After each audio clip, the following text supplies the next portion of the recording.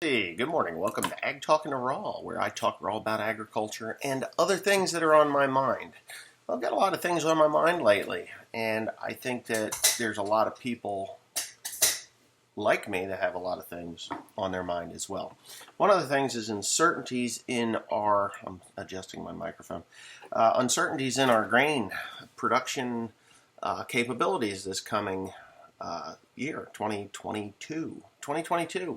So for the most part, most of us, if not all of us, not all of us, but most of us have completed 2021's grain harvest. If you're not complete, you're pretty close to it, unless you've had some catastrophic problems and you need help, just give me a call. I'll come help you run your combine or whatever. It'd be a lot of fun. Not really, I don't have time for that, but it would be fun. Anyway, I'm terrible, aren't I? So anyways, with most of this uncertainty in the next coming crop, I'd like to say that the price that we're getting today is not going to cover the fertilizer for this coming year. It's not. There's going to be a lot of loans made. I predict a government intervention with pricing as far as the amount of for fertilizers and herbicides and stuff, if they're even available. I'm having a hard time getting chemical from the guy that I normally purchase my chemicals from. I do have to place a seed order right now, and it's going to be fairly expensive because 1,000 acres of anything is going to be very expensive. So if I do 1,000 acres of corn, then 1,000 acres of corn is a lot of corn to be planting, which I'm getting ready to do. But 1,000 acres of corn is going to cost $750,000 in fertilizer. If you go the commercial route, the commercial fertilizer route, and of course 99% of people, or let's say 95% of people, run heavy commercial fertilizer, if not all commercial fertilizers, including anhydrous and other things like ammonium nitrate, ammonium sulfate, NPK, whatever, in any various forms. Calcium is another overlooked thing. If you use anhydrous, you really should look at your calcium levels and see that the anhydrous has not destroyed your pHs to the point where it takes more fertilizer to do less. And, we all know this from years of experience. The problem with farmers and people that use these products heavily, the overlooked portion is the pH. Soil tests can tell you a lot about what's going on with your fertility of your soil, but that's only half of what you really should be looking at. I'm not down on commercial fertilizers. I use them. I have used them. I'm using them again this coming year, obviously, to a different capacity than I did this past year. I'm going to rely more heavily on the organic compost that I can get, easily through the mushroom growers in Pennsylvania because it is quite close to me, and I have had pretty decent luck with it. So, soil health, if your soil's not healthy, your bottom line is going to be not healthy as well. And I can tell you this spring when I was looking at soil health on my grandparents' farm on my mother's side, the soil health was pretty piss poor. There was no earthworm activity, very little earthworm activity. And when I say very little, I mean, holy smokes, there ain't nothing going on here. It is ridiculous how little amount of earthworms that were in that soil. So if you're young, you don't know. If you're old, you remember. If you're my age, maybe you just don't care. Or maybe that's something your agronomist needs to, talk to you about. Microbial, fungal, and earthworm activity are very key to making a crop grow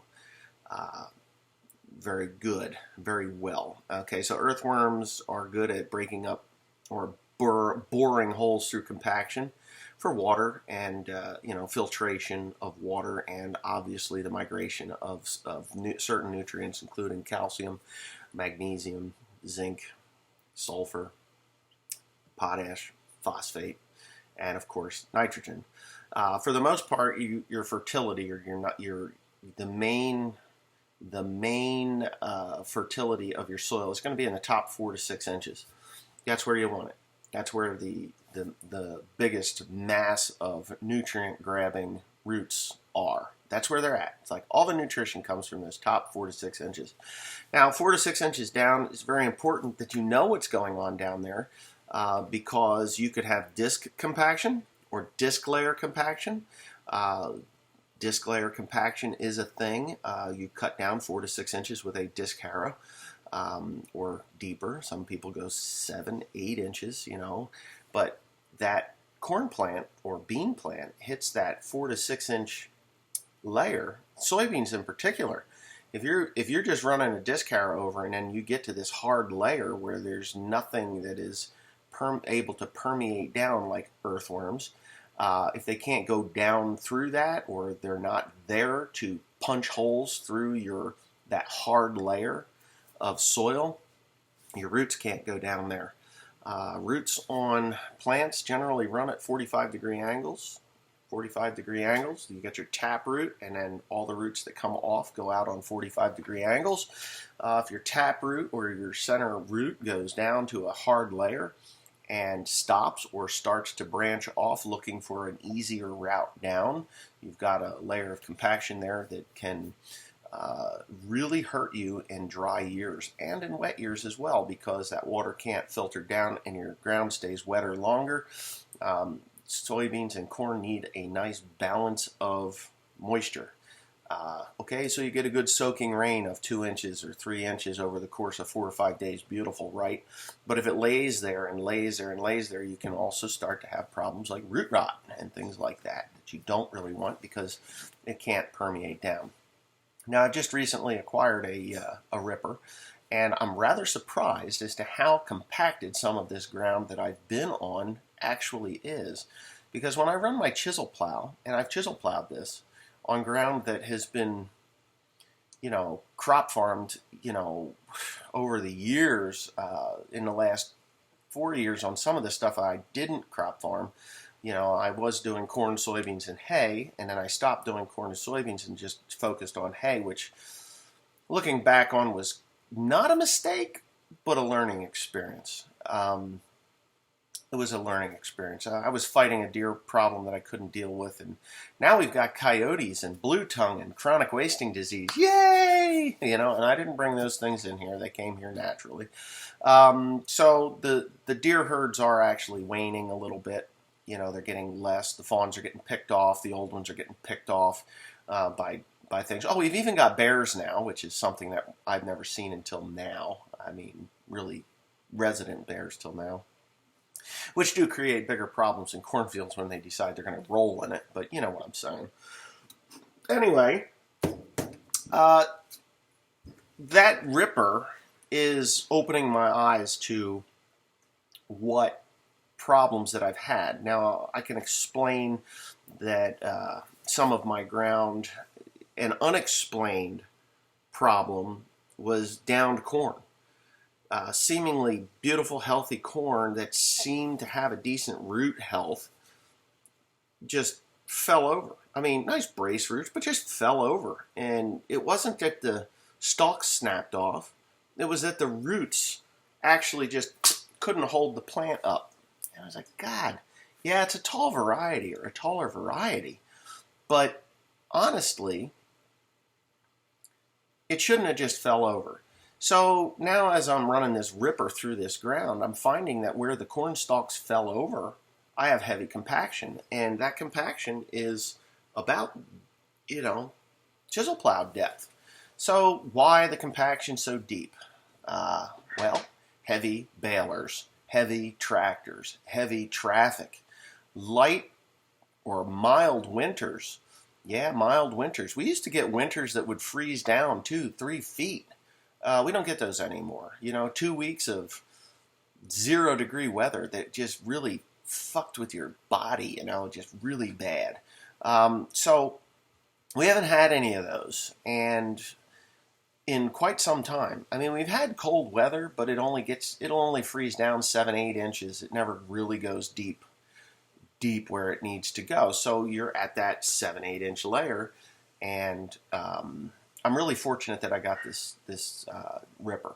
Now that ripper, it's a shear bolt one. It's a pain in the ass. I'm snapping shear bolts in some of my ground, like every other pass. I'm snapping a shear bolt. There we go. And I don't like replacing shear bolts personally. It's a pain in the ass, and they're quite expensive.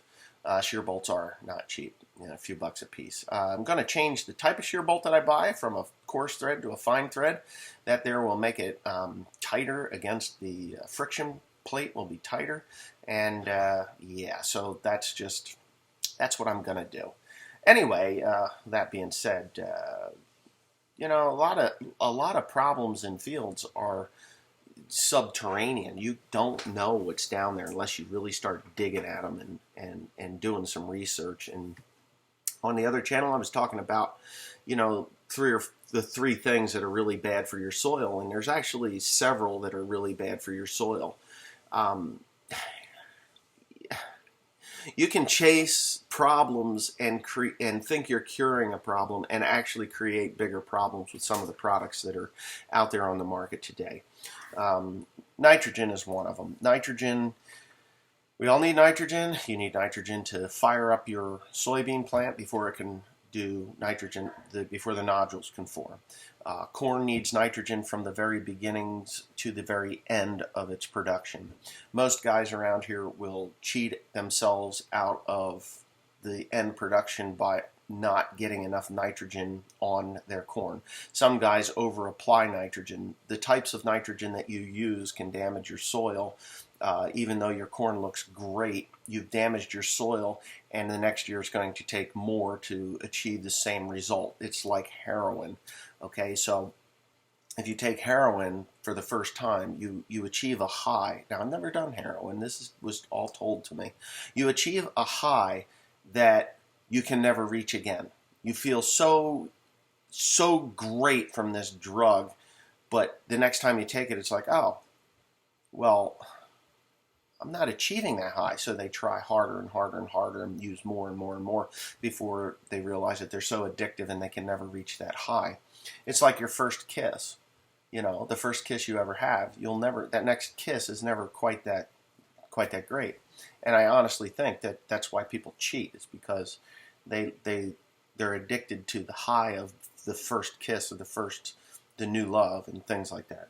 That's neither here nor there, but it's the same when you go down the fertilizer rabbit hole. I've learned a lot in the last few weeks, just doing research online and even talking with people who have been down the rabbit hole and realized that there's water at the bottom and you're going to drown. Okay, so nobody wants to drown, and there's people here to think that I'm crazy and don't know what I'm talking about anyway, and most of the time it's theory, hypotheses, and but for a lot of it becomes experience, because I want to try, and I do try different things. So what I said on One Lonely Farmer was that there's three things that are terrible for your soil. One is anhydrous ammonia. Anhydrous ammonia kills everything. If you were to come upon a tank of anhydrous ammonia and it was on its side and was leaking, first you would go blind, then you would collapse from suffocation, and then you would die. And it happens very, very quickly. Like in a couple of breaths, you'll be passed out and dead. That's it. So what do you think that's doing to the soil, or all the things that live in your soil? It's doing the same thing. So everybody loves anhydrous ammonia because it's cheap. You can put it on in the fall. The majority of it stays there until spring, and you don't have to worry about that, that nitrogen, the first bit of nitrogen that comes up, to get that corn up and running, or ever have to put any more nitrogen on. You don't have to worry about phosphate, potassium, zinc, and sulfur, and all those other little micro nutrients that are so necessary in your crop. But the thing that people are forgetting is that anhydrous ammonia will kill you, and it will kill everything that it comes in contact with. So when you're knifing this stuff in, your microbes, your bacteria, your fungus, your earthworms, they're all dead. They're killing them. Okay, so you inject that stuff in there, you're thinking, yay, I'm already ahead of the game. And you maybe you are. But you ever wonder why you're getting a heavy residue from years and years of corn, soybean rotations, or you put corn on and for some reason it doesn't break down? And they blame it on the technology, like the technology of BT corn and rootworm corn and all this stuff. It's not. That's not it. It can also be attributed to the second worst thing you can do for your soil, and that is nitrogen stabilization, synthetic nitrogen stabilization. There are some other things that you can use that will stabilize nitrogen and not, or bind nitrogen, as they say. It binds it to the soil. Calcium is one very important thing. Calcium's there. It makes clay particles slippery, and plants can take up the nutrients that are already in your soil. But I'm going to lose track of my thought process here. Shit. Anyway, what was I saying now? I'm going to have to edit that out because it's not working for me right now. Shit, my brain died. With heavy residue. Nitrogen stabilization or nitrogen binding products like agritane and what was the other one? There were several different ones. What those are microbicides. Okay, so in order for your nitrogen to be released for your plant to be able to take it up, you got to have microbes there to break it down and make it available to the plant. If you spray it directly on your plant, it burns it and all that other crap, but that's neither here nor there. Microbicides break down or kill the microbial activity in your soil, which is very necessary or key to releasing the nitrogen. And if you have a heavy you have a lot of microbial activity in your soil that will break down the corn stalks from the year before. Microbial activity, beneficial fungal activity, and that will bring me to the third thing that is terrible for your soil. And people just don't get it. But the fertilizer plants are in business to sell you expensive fertilizer. They're not in business to tell you that if you have these things that are living in your soil, your fertilizer inputs can actually be reduced. But by pushing these yields to the higher yields, more yield potential, you're actually killing your soil, which is costing you in the end. So it's the law of diminishing return. Okay, and I think this coming year there's going to be a lot of farmers that find out about the law of diminishing returns. So the third thing, microbicides or nitrogen stabilization. There are some things that you can use. I'm not going to tell you what they are. If you're really, really, really interested in what stabilizes nitrogen or locks nitrogen in, you can email me at onelonelyfarmer@yahoo.com, and I will give you the product that will stabilize your nitrogen. Will also be an insecticide that kills bad insects, and it is actually a fungicide that kills bad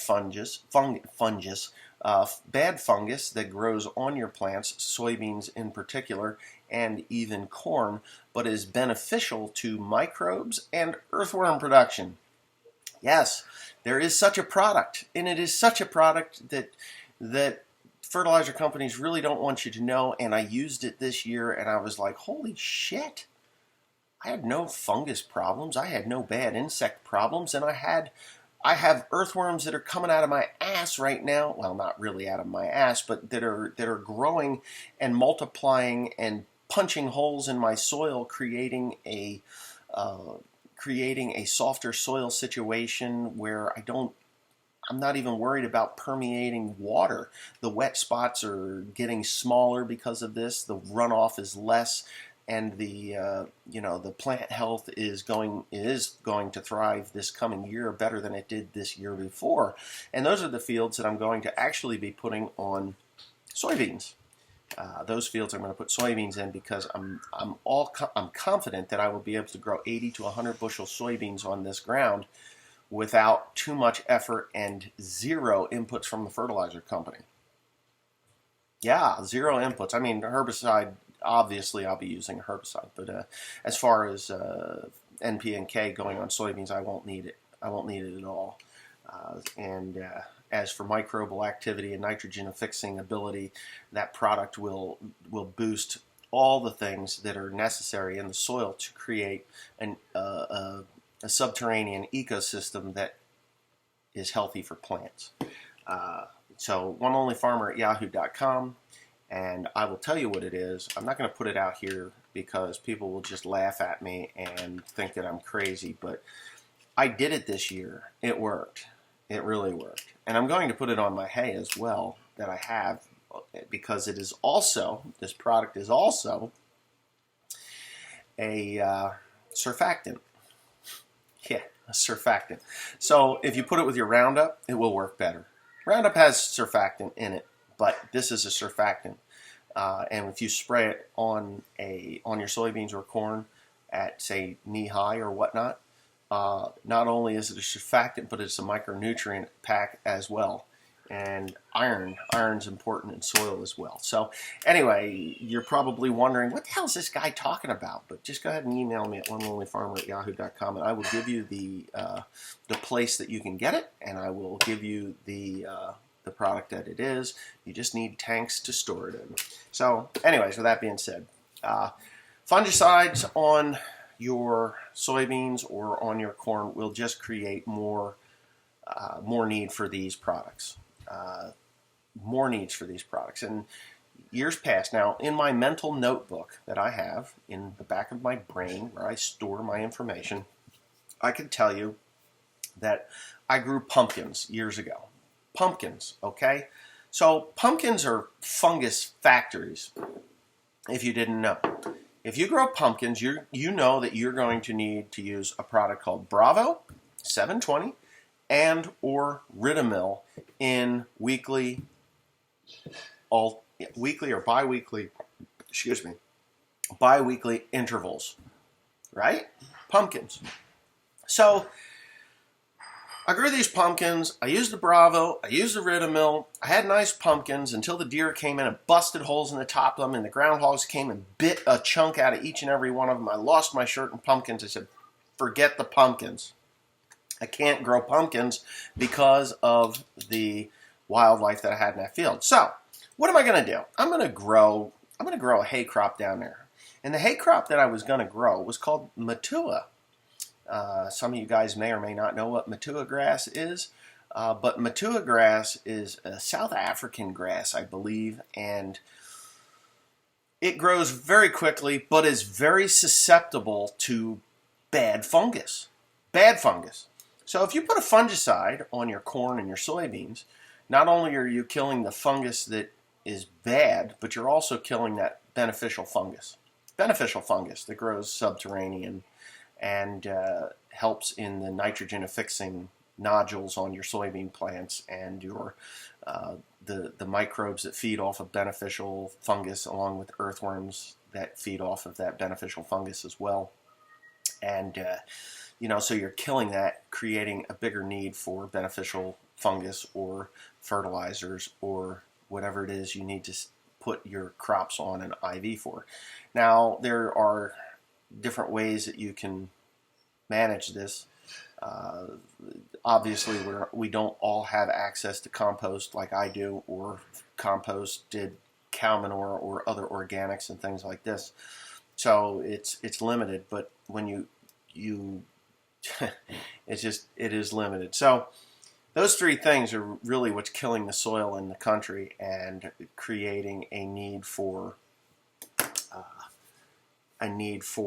these commercial fertilizers and more of them to create a crop that is seemingly taking more and more to produce the same result. So What can you do to increase? Oh, and carbon. You need carbon in your soil. So if your corn stalks are not breaking down by microbial activity, earthworms, and beneficial funguses, they're laying on top and they're doing you no good other than to create a mulch, which then in turns means that you have to plant a little later, or you have to work that soil up a little bit to get the ground to warm up. Vertical tillage machines are great tools for that.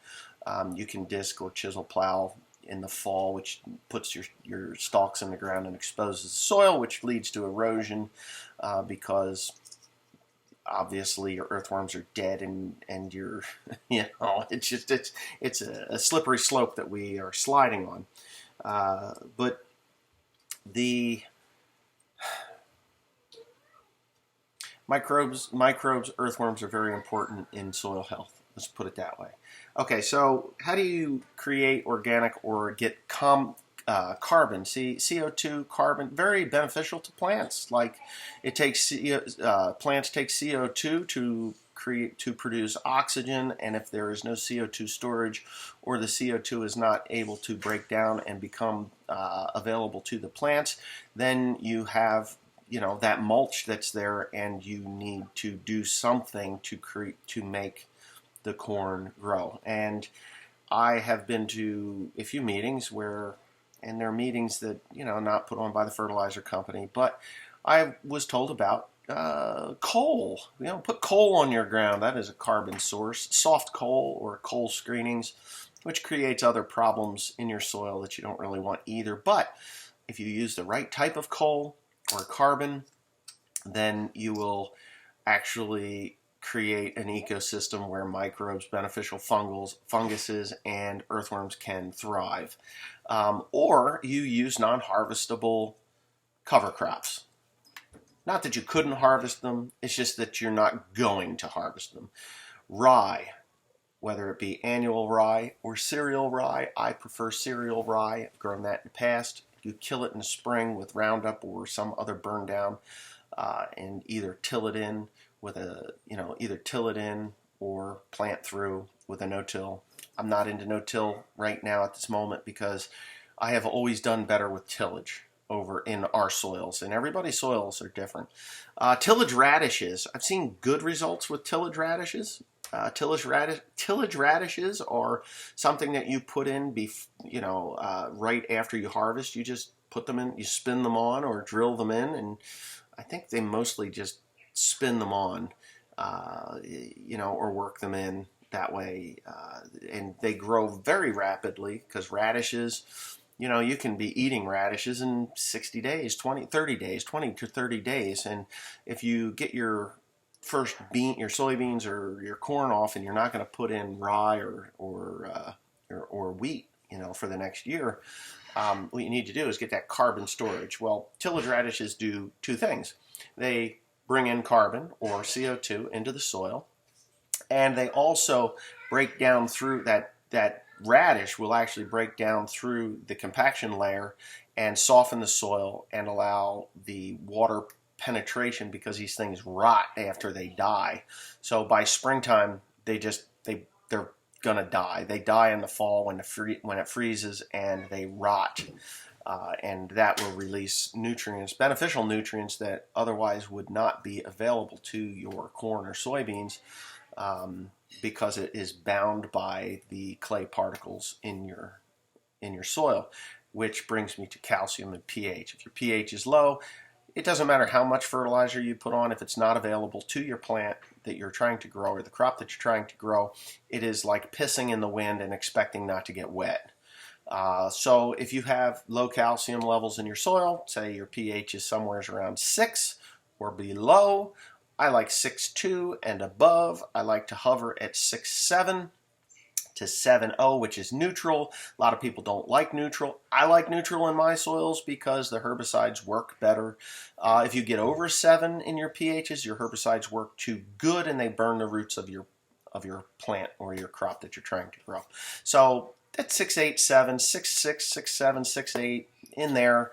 You're pretty good with everything that you need to have, and those locked in nutrients that are locked in the clay soil, if you've got clay, will then become available to your corn or soybeans or wheat or whatever you're planting. If your pH, and I'm saying use a quality liming product. Don't just go up to the quarry that sells their screenings as lime and expect it to work as good as an actual high calcium lime or high magnesium lime. And don't put high mag lime on unless you need magnesium. You need to have, calcium is more important than magnesium. You need 1-to-1, a 1-to-1 ratio of calcium and magnesium. So if you've got magnesium and your calcium levels, and calcium and pH, don't just say, oh, my pH is good because I got high calcium levels. You may be using, your calcium may not be the right type of calcium to break down and neutralize pH, like gypsum. Gypsum is calcium.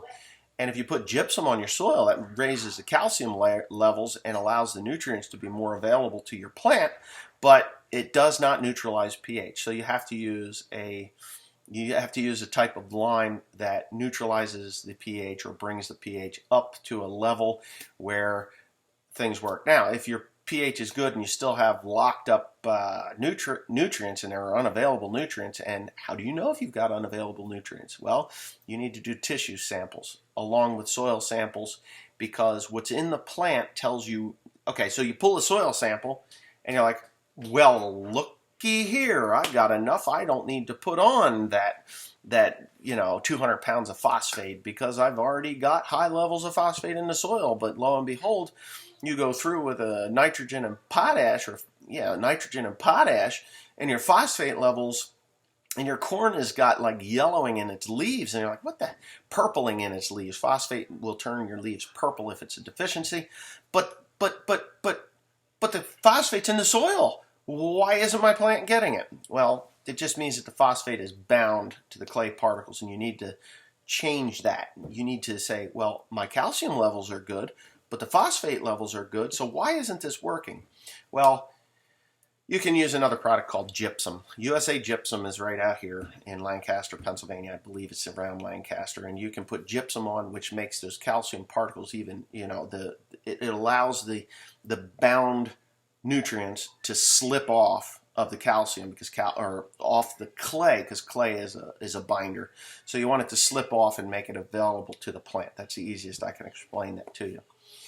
So tissue samples, soil samples, and it may take you a couple of years to actually get this all figured out and be like, okay, now I can cut back my fertilizer inputs because I have all these locked up nutrients, and I can now make it available to my plant by using calcium or gypsum and lime and things like that.